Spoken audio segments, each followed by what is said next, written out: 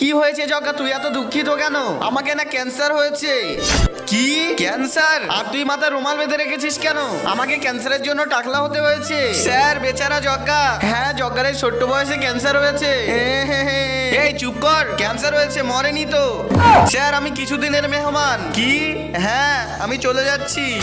বাচ্চারা জগার জন্য আমার না খুব খারাপ লাগছে স্যার। আমাদেরও। বাচ্চারা আমরা তো জগার সুখের সময় পাশে থাকি, আমরা চাইলে দুঃখের সময়ও তো পাশে থাকতে পারি। কিন্তু কিভাবে স্যার? আমরা সবাই টাকলা হয়ে যাই। হ্যাঁ স্যার, জগা আমাদের সবাইকে টাকলা দেখে তখন জগার খুব মজা লাগবে। চলো আমরা সবাই টাকলা হয়ে আসি। এই তো আমার প্ল্যান কাজ করছে, খুব মজা লাগছে। বাচ্চারা জগা এখনই এসে পড়বে। এসে গেছি আমি। দেখ জগা, তোর দুঃখে আমরা সবাই সামিল হয়েছি। দেখ জগা, আমাদের চুল এক সময় উঠে যাবে। আচ্ছা।